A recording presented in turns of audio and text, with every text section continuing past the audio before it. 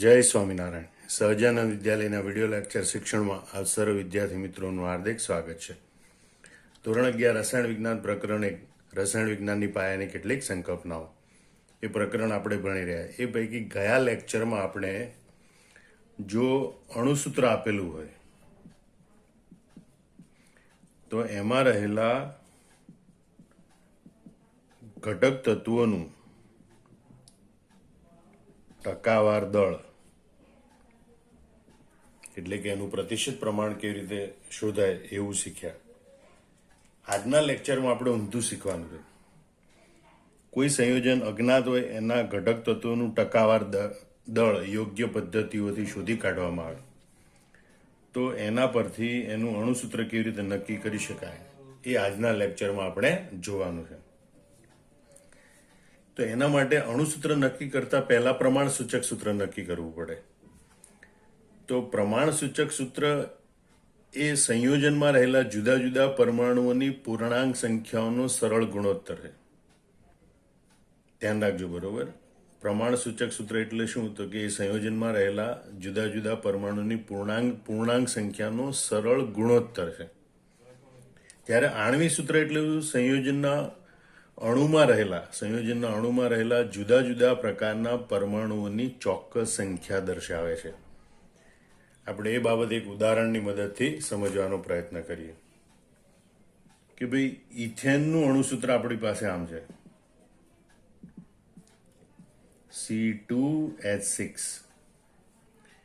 જેમાં કાર્બન પરમાણુની સંખ્યા બરાબર 2 અને હાઇડ્રોજન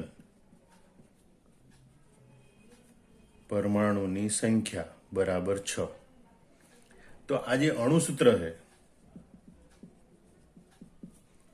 એ આપણને તે એક અણુમાં રહેલા પરમાણુઓની સંખ્યા દર્શાવે છે. કાર્બન પરમાણુની સંખ્યા 2 અને હાઇડ્રોજન પરમાણુની સંખ્યા 6 છે. પણ એમાં કાર્બન અને હાઇડ્રોજનનું પ્રમાણ 2:6 એટલે કે સાદા ગુણોત્તરમાં 1:3 છે. અને તેના પરથી આપણે એનું પ્રમાણ સૂચક સૂત્ર લખી શકીએ CH3.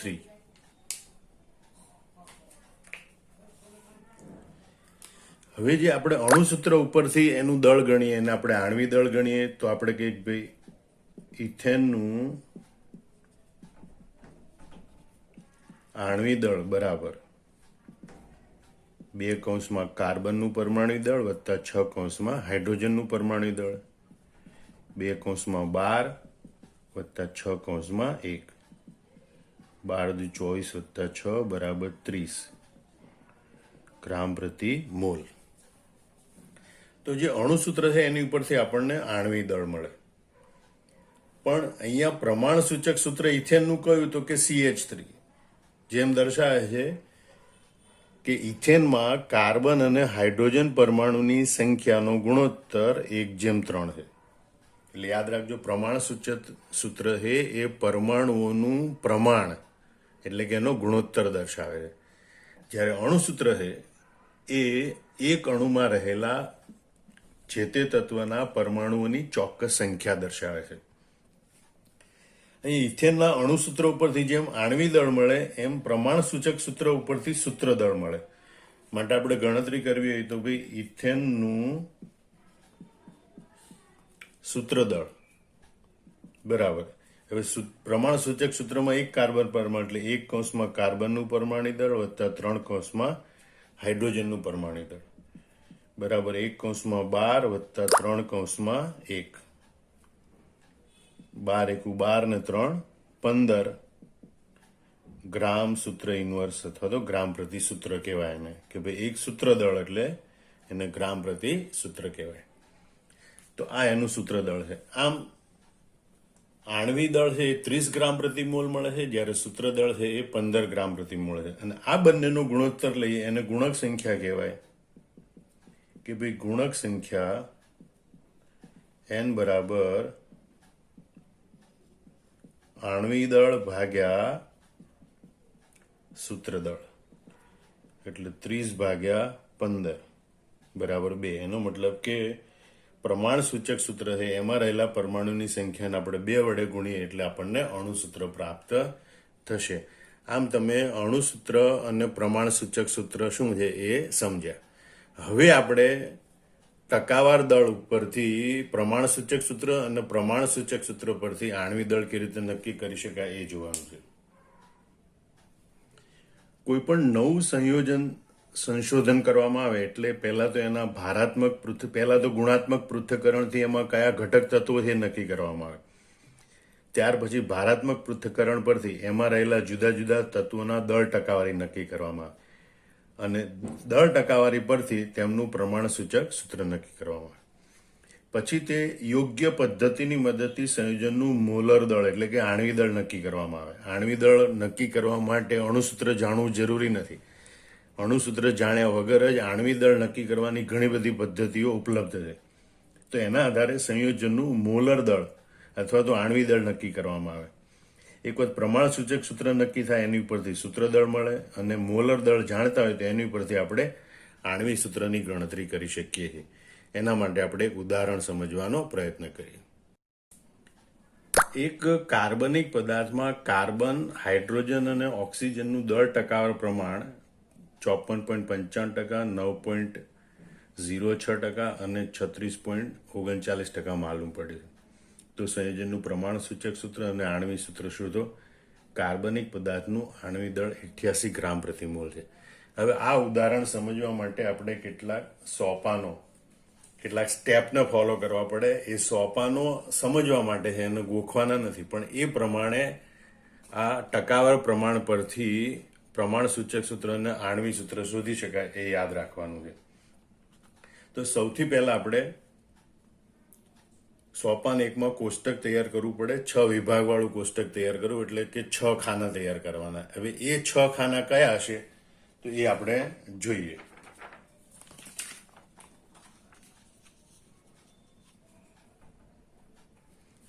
તો એ જે 6 ખાના પાડવાના છે એ પ્રમાણે યાદ રાખજો. તમારે કોષ્ટક બનાવવું પડશે. રકમ લખેલી હોય તરત જ સીધું નીચે પહેલા આ પ્રમાણે કોષ્ટક બનાવવું પડશે. તો પહેલો વિભાગ છે એમાં તત્વની સંજ્ઞા દર્શાવવાની કે જે તત્વો રકમમાં દર્શાવેલા કે આટલા તત્વો સંયોજનમાં આવેલા એ તત્વોની સંજ્ઞા લખવાની. પછી રકમમાં જે આપેલું હોય એ તત્વોનું ટકાવાર પ્રમાણ દર્શાવવાનું. એ તત્વોનું ટકાવાર પ્રમાણ એ ટકાવાર પ્રમાણ જ હોય પણ એ ગ્રામમાં સમજી લેવાનું. એટલે કે સંયોજન 100 ગ્રામમાં છે તો એમાં ટકાવાર પ્રમાણ પ્રમાણે દરેક તત્વના એટલા ગ્રામ હોય. ત્યાર પછી તત્વોનું પરમાણુ દળ દર્શાવો. જો તત્વોનું પરમાણુ દળ રકમમાં આપેલું હોય તો એમાંથી લખવાનું, નહીતર તમારે યાદ રાખેલું હોય એના આધારે તત્વોનું પરમાણુ દળ લખવાનું. ત્યારબાદ જે છે એ મોલ. તો મોલ બરાબર દળ ભાગ્યા મોલર દળ અથવા તો અહીંયા ટકાવાર પ્રમાણ ભાગ્યા પરમાણુ દળ. અહીંયા ટકાવાર પ્રમાણ એટલે આપણે એને દળ ગ્રામમાં લઈ લઈશું અને પરમાણુ દળ એના વડે ભાગાકાર કરીશું એટલે જે તે તત્વના કેટલા મોલ છે એ આપણને માલુમ પડશે. એટલે હકીકતમાં એનું સાપેક્ષ મોલ પ્રમાણ, તત્વોના એકબીજાની સાપેક્ષમાં કેટલા મોલ હશે એ આપણને માલુમ પડે છે. એટલે ચોથો વિભાગમાં આપણે ગણતરી કરવી પડશે ટકાવાર પ્રમાણ ભાગ્યા પરમાણુ દળ એટલે દરેક તત્વના મોલ પ્રમાણ મળે અને એ જે છે એને એના સાપેક્ષ મોલ પ્રમાણ કહેવાય. પાંચમો વિભાગ છે સાદો મોલ ગુણોત્તર. મતલબ કે અહીં જવાબ તરીકે જે સંખ્યાઓ આવે એ પૈકી જે સંખ્યા સૌથી નાની હોય એ સંખ્યા વડે દરેક સંખ્યાનો ભાગાકાર કરવાનો. એટલે વિભાગ 4ની આ વિભાગ 4 એની દરેક મોલ સંખ્યાને સૌથી નાની મોલ સંખ્યા વડે ભાગવાની.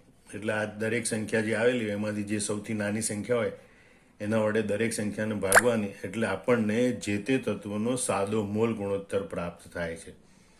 હવે જે સાદો મોલ ગુણોત્તર છે એ પૂર્ણાંક સંખ્યાઓ હોય પણ ખરી ન પણ હોય. એની ઉપરથી આપણે સાદો પૂર્ણાંક મોલ ગુણોત્તર નક્કી કરવાનો હોય છે. તો સાદો પૂર્ણાંક મોલ ગુણોત્તર નક્કી કરવા માટે વિભાગ 5માં અહીંયા જે સંખ્યાઓ આવે એની નજીકની પૂર્ણાંક સંખ્યા દર્શાવવાની હોય છે. માનો કે પૂર્ણાંક સંખ્યાની નજીકનું મૂલ્ય નથી આવેલું, એટલે કે 3.99 હોય તો પૂર્ણાંક સંખ્યા 4 લખવાની, 4.02 હોય તો પૂર્ણાંક સંખ્યા 4 લખવાની. મતલબ કે અહીંયા સાદા મોલ ગુણોત્તરમાં જે સંખ્યાઓ આવે એનું મૂલ્ય પૂર્ણાંક સંખ્યાની નજીક હોય તો એ પૂર્ણાંક સંખ્યાની નજીકનું મૂલ્ય દર્શાવવું પડે. પણ ઘણી વખત પૂર્ણાંક સંખ્યાની નજીકનું મૂલ્ય નથી આવતું, તો કેવી રીતે લખવાનું એની માટેના કેટલાક નિયમો યાદ રાખી લો. કે માનો કે આ સાદો મૂલ ગુણોત્તર તરીકે આ 5મા વિભાગમાં જે સંખ્યાઓ આવે છે એમાં કોઈ સંખ્યામાં પૂર્ણાંક સંખ્યા પછી દશાંશ ચિહ્ન પછી છે એ 0.5ની નજીકનું મૂલ્ય હોય તો આ દરેક સંખ્યાને 2 વડે ગુણવાની, એટલે 0.5 ગુણ્યા 2 એટલે પૂર્ણાંક સંખ્યા મળી જાય. તો અહીંયા આપણને પૂર્ણાંક સંખ્યાઓ પ્રાપ્ત થાય. ઉદાહરણો આવશે ત્યારે વધુ સારી રીતે સમજી શકીશું. એવી રીતે અહીંયા જે સાદા ગુણોત્તરના મૂલ્યો આવે એ મૂલ્યમાં ક્યાંય 0.25 કે 0.75ની નજીકનું મૂલ્ય હોય તો દરેક સંખ્યાને 4 વડે ગુણવાની. કોઈ સંખ્યામાં 0.33 કે 0.66ની નજીકનું મૂલ્ય હોય તો દરેક સંખ્યાને 3 વડે ગુણવી. આમ અહીંયા આપેલી સંખ્યાઓ છે એને છેવટે યોગ્ય સંખ્યાઓ વડે ગુણી અને પૂર્ણાંક સંખ્યાઓમાં લાવવાની, એટલે આપણને સાદો ગુણોત્તર પ્રાપ્ત થશે. સાદો પૂર્ણાંક મોલ ગુણોત્તર આપણને પ્રાપ્ત થશે. આમ કોષ્ટકમાં 6 ખાના બનાવવાના. તત્વની સંજ્ઞા, તત્વનું ટકાર પ્રમાણ, તત્વનું પરમાણુ દળ, આ બંનેનો ગુણોત્તર લઈ સાપેક્ષ મોલ પ્રમાણ શોધવાનું. સાપેક્ષ મોલ પ્રમાણ પૈકી જે સૌથી નાની સંખ્યા એ સંખ્યા વડે દરેકને ભાગવાની, એટલે સાદો મોલ ગુણોત્તર મળે. અને સાદા મોલ ગુણોત્તર પરથી આપણે સાદો પૂર્ણાંક સંખ્યાનો મોલ ગુણોત્તર મેળવવાનો. હવે આ કોષ્ટકની રચના પતી જાય ત્યાર પછીના સોપાન આ પ્રમાણે અનુસરવાના છે કે કોષ્ટકના છેલ્લા વિભાગના આધારે, જે છેલ્લો 6થો વિભાગ હોય એના આધારે સંયોજનનું પ્રમાણ સૂચક સૂત્ર દર્શાવવાનું. એ પ્રમાણ સૂચક સૂત્રના આધારે સૂત્રદળની ગણતરી કરવી. પરમાણુ દળના પરથી પ્રમાણ સૂચક સૂત્રના આધારે જે પરમાણુ દળ જાણતા હોય એના આધારે સૂત્રદળની ગણતરી કરવી. રકમની અંદર આપણને આણ્વી દળ આપેલું જ હોય અથવા તો બાષ્પ ઘનતા આપી હોય તો બાષ્પ ઘનતા ગુણ્યા 2 બરાબર આણ્વી દળ, એ રીતે નક્કી કરી શકાય. તો સોપાન 4માં એ આણ્વી દળ આપેલું હોય એના સૂત્રદળ નક્કી કર્યું, એના આધારે ગુણક સંખ્યા એનની ગણતરી કરવાની. કે ગુણક સંખ્યા n બરાબર આણ્વી દળ અપોન સૂત્રદળ. અને ત્યારબાદ જે પ્રમાણ સૂચક સૂત્રમાં રહેલી પરમાણુઓની સંખ્યા છે એને n વડે ગુણી અને અણુસૂત્ર દર્શાવવું. એટલે કે પ્રમાણ સૂચક સૂત્ર ગુણ્યા n કરો એટલે આપણને અણુસૂત્ર પ્રાપ્ત થશે. હવે આપણે આ ઉપરોક્ત ઉદાહરણ છે એને ગણવાનો પ્રયત્ન કરીએ. ફરીથી એકવાર રકમ વાંચી લઈએ કે એક કાર્બનિક પદાર્થમાં કાર્બન, હાઇડ્રોજન અને ઓક્સિજનનું દર ટકાવાર પ્રમાણ અનુક્રમે 54.55%, 9.06% અને 36.39% છે. તો એ સંયોજનનું પ્રમાણ સૂચક સૂત્ર અને આણ્વી સૂત્ર શોધો. કાર્બનિક પદાર્થનું આણ્વી દળ 88 ગ્રામ પ્રતિ મોલ છે. હવે તો જ્યારે પણ ટકાર પ્રમાણ પરથી આપણે પ્રમાણ સૂચક સૂત્ર અને અણુસૂત્ર શોધવાના હોય ત્યારે આ 6 ખાનાવાળું એટલે કે 6 વિભાગવાળું કોષ્ટક તૈયાર કરવાનું. એમાં સૌથી પહેલા ખાનામાં તત્વની સંજ્ઞા દર્શાવવાની. તો કાર્બન, હાઇડ્રોજન અને ઓક્સિજન છે એટલે પહેલું તત્વ કાર્બન, બીજું તત્વ હાઇડ્રોજન અને ત્રીજું તત્વ આપણે ઓક્સિજનની સંજ્ઞા દર્શાવીશું. ત્યાર પછી એ તત્વનું ટકાર પ્રમાણ દર્શાવવાનું. કાર્બનનું ટકાર પ્રમાણ 54.55%, એટલે આપણે લખીશું 54.55. બરાબર. અહીંયા ટકાર પ્રમાણમાં પણ હોય અને 100 ગ્રામ દીઠ એને આપણે ગ્રામમાં પણ દર્શાવેલું હોય. પછી જે હાઇડ્રોજનનું પ્રમાણ 9.06 અને ઓક્સિજનનું પ્રમાણ 36.39%, એટલે આપણે અહીં લખીશું 36.39. હવે ત્રીજું ખાનું ભરવાનું છે તત્વનું પરમાણુ દળના આધારે. ધ્યાનથી જુઓ, અહીંયા પરમાણુ દળ આપેલું નથી, આપણને યાદ હોવું જોઈએ. કાર્બનનું પરમાણુ દળ 12 હોય છે, હાઇડ્રોજનનું પરમાણુ દળ 1 હોય છે અને ઓક્સિજનનું પરમાણુ દળ 16 હોય છે. એટલે ત્રીજું ખાનું પરમાણુ દળ વડે ભરવાનું. હવે ચોથો ખાનું અથવા તો ચોથો વિભાગ છે એમાં મોલ શોધવાનો. તો ટકાવાર દળ એટલે કે દળ ભાગ્યા પરમાણુ દળ એટલે આપણને મોલ મળે. તો આપણે અહીં લખીએ 54.55 ભાગ્યા 12. 54.55 ભાગ્યા 12, તો એનો જવાબ આવશે 4.55. એવી રીતે બીજું છે હાઇડ્રોજનનું મોલ પ્રમાણ તો 9.06 ભાગ્યા 1 બરાબર 9.06 અને ઓક્સિજનનું મોલ પ્રમાણ એટલે 36.39 ભાગ્યા 16 36.39 ભાગ્યા 16 તો એનો જવાબ આવશે 2.27 આશરે જવાબ કેલ્ક્યુલેટરમાં આવે 2.27 હવે અહીંયા જે આપણને 4.55 9.06 2.27 એ સંયોજનમાં રહેલા ઘટક તત્વોનું સાપેક્ષ મોલ પ્રમાણ છે કાર્બનનું મોલ પ્રમાણ 4.55 હોય તો હાઇડ્રોજનનું 9.06 હોય અને ઓક્સિજનનું 2.27 મોલ હોય હવે એને સાદા ગુણોત્તરમાં લઈ જવાનું હોય તો આ દરેક સંખ્યા પૈકી જે સૌથી નાની સંખ્યા છે એના વડે આપણે આ દરેક સંખ્યાને ભાગી નાખવાની એટલે કે 4.55 ભાગ્યા 2.27 9.06 ભાગ્યા 2.27 અને 2.27 ભાગ્યા 2.27 જેનો જવાબ 1 આવશે પણ 4.55 ભાગ્યા 2.27 એ નિયરલી ઇક્વલ ટુ 2.0 ની નજીક આવે છે 9.06 ભાગ્યા 2.27 એનો જવાબ 3.99 આવે છે તો તમે જોઈ શકો છો કે આ બધી સંખ્યાઓ લગભગ પૂર્ણાંક સંખ્યા છે અથવા તો પૂર્ણાંક સંખ્યાની નજીકની સંખ્યા છે તો હવે એને આપણે પૂર્ણાંક સંખ્યામાં ફેરવવું હોય તો આ 2 છે તો પૂર્ણાંક સંખ્યા છે એટલે 2.0 3.99 એટલે 4.0 અને આ 1.0 હકીકતમાં 0.0 લખવાનું જરૂર નથી અહીં સાદો ગુણોત્તર એટલે 2 4 અને 1 આમ આપણને સાદો પૂર્ણાંક ગુણોત્તર પ્રાપ્ત થાય છે 4 2 અને 1 હવે આપણે સોપાન 2 અનુસરવાનું છે કે ભાઈ આ સાદા પૂર્ણાંક ગુણોત્તર પરથી સૌથી પહેલા આપણે પ્રમાણ સૂચક સૂત્ર દર્શાવવાનું તો આપણું સ્ટેપ છે કે પ્રમાણ સૂચક સૂત્ર લખવાનું તો કાર્બન પરમાણુની સંખ્યા સાપેક્ષ 2 હાઇડ્રોજન પરમાણુની સાપેક્ષ સંખ્યા 4 અને ઓક્સિજન પરમાણુની સાપેક્ષ સંખ્યા 1 અને માટે પ્રમાણ સૂચક સૂત્ર લખી શકાશે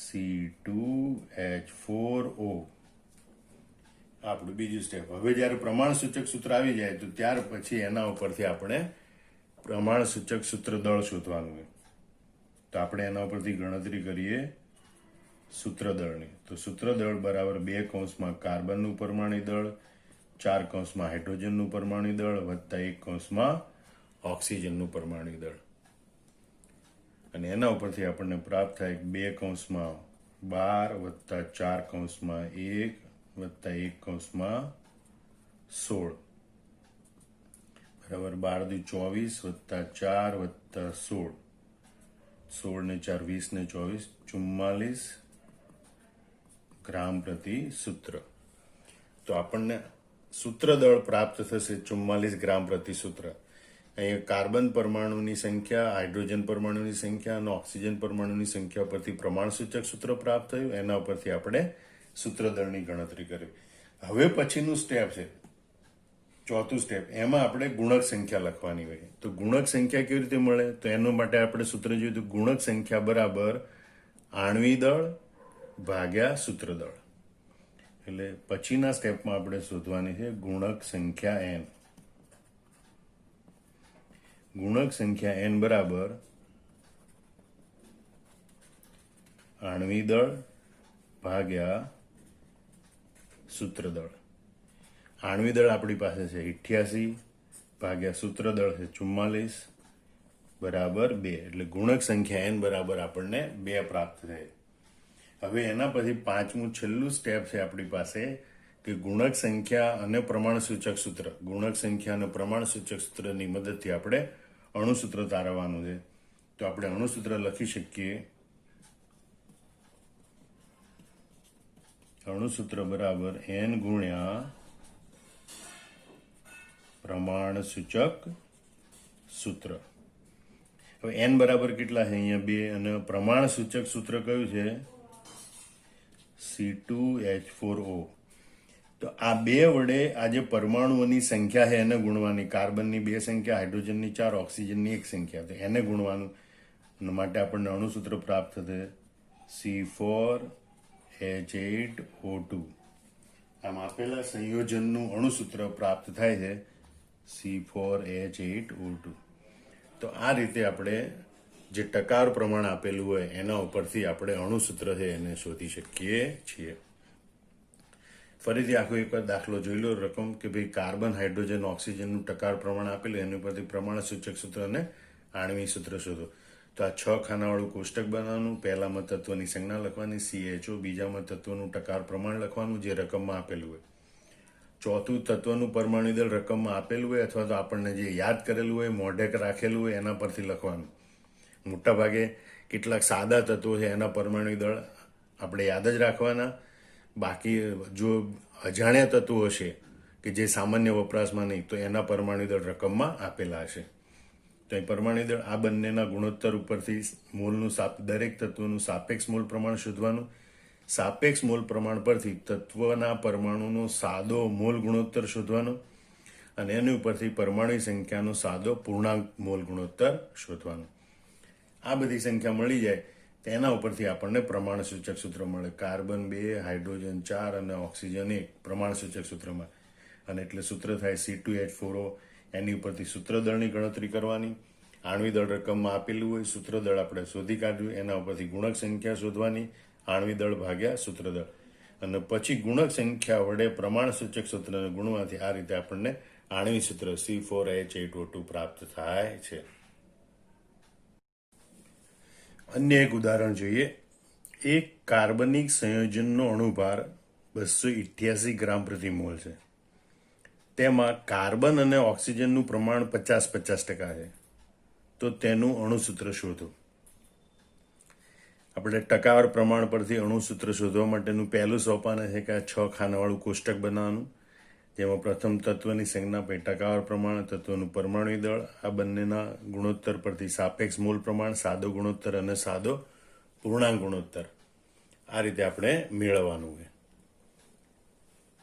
તો આપણે સૌથી પ્રથમ જોઈએ તત્વની સંજ્ઞા. તો કાર્બન અને ઓક્સિજન 2 તત્વો છે. એટલે પ્રથમ તત્વ કાર્બન, બીજું તત્વ ઓક્સિજન.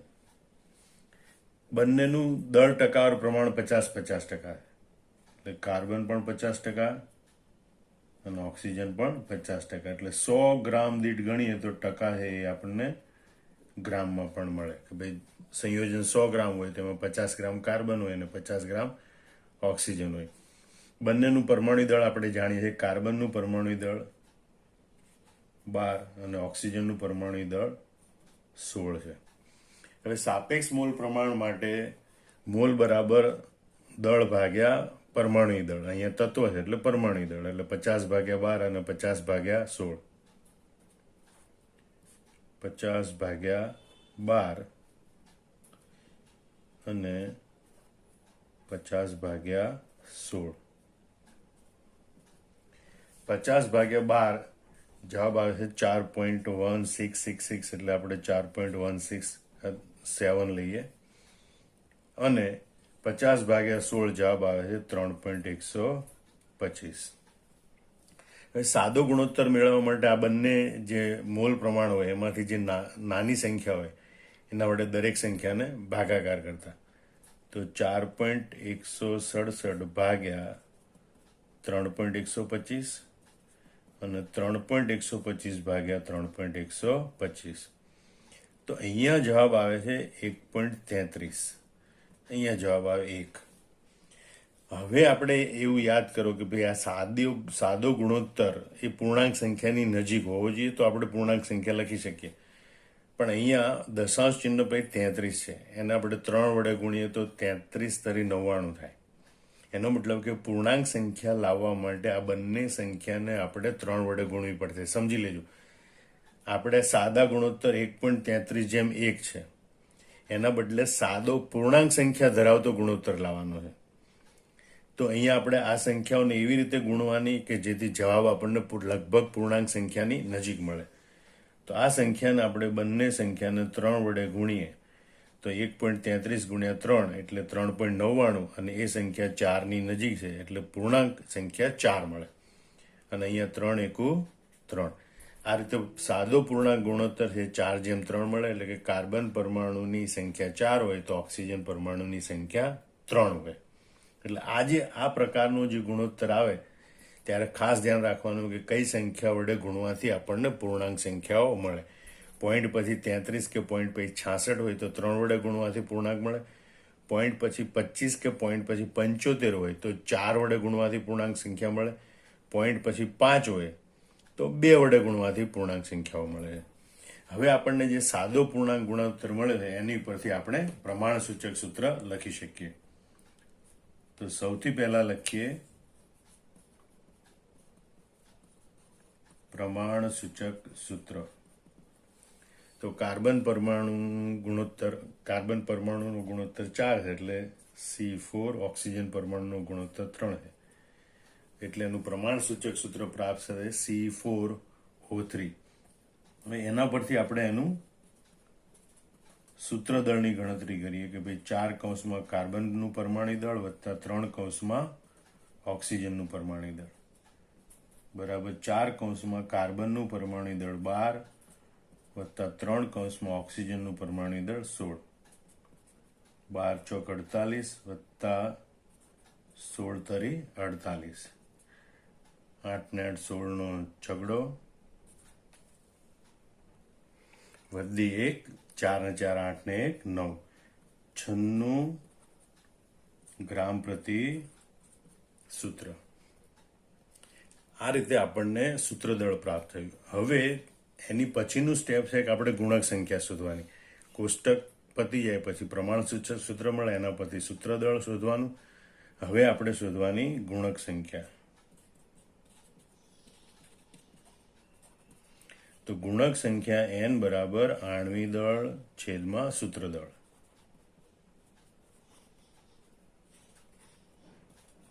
છેદમાં આપણે લખીશું સૂત્રદળ. આણ્વી દળ રકમમાં આપેલું છે 288 ગ્રામ પ્રતિ મોલ એટલે કે 288 ભાગ્યા સૂત્રદળ માલુમ પડે 96. આ બંનેનો ભાગાકાર આવે છે 3. એનો મતલબ કે ગુણક સંખ્યા 3 છે તો પ્રમાણ સૂચક સૂત્રને 3 વડે ગુણવાથી આપણને અણુસૂત્ર પ્રાપ્ત થાય. તો આ પરથી આપણે અણુસૂત્ર લખી શકીએ કે ભાઈ અણુસૂત્ર બરાબર n ગુણ્યા પ્રમાણ સૂચક સૂત્ર બરાબર n ગુણ્યા C4O3. અહીંયા n તરીકે છે 3 એટલે આપણે અહીં દર્શાવીશું 3. તો 3 વડે ગુણીએ તો 3 ચોક 12 અને મતલબ પરમાણુની સંખ્યા વડે આ ગુણકને ગુણવાનું હોય તો 3 ચોક 12 અને 3 તરી 9 C12O9. આમ સંયોજનનું અણુસૂત્ર થશે C12O9. તો આ રીતે તમે સાદી આવી ગણતરી દ્વારા અણુસૂત્ર તારવી શકો છો. આવી ગણતરી આપણે પાક્કી શીખી લઈએ એ માટે હજી વધુ એક આપણે ઉદાહરણ જોઈએ. એક અકાર્બનિક ક્ષારમાં સોડિયમ, સલ્ફર અને ઓક્સિજનનું દળ ટકાવાર પ્રમાણ અનુક્રમે 29.11%, 40.51% અને 30.38% છે. તેનો અણુભાર 158 ગ્રામ પ્રતિ મોલ છે. સોડિયમનું પરમાણુ દળ 23, સલ્ફરનું પરમાણુ દળ 32 અને ઓક્સિજનનું પરમાણુ દળ 16 છે. તો તેનું અણુસૂત્ર શોધો.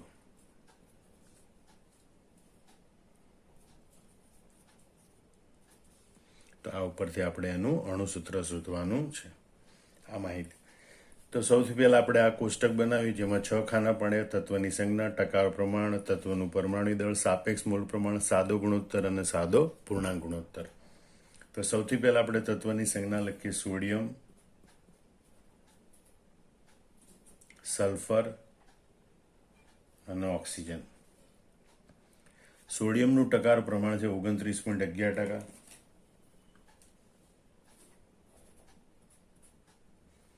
એટલે ટકા અથવા તો આપણે એને ગ્રામમાં લખીએ છીએ. પછી 40.51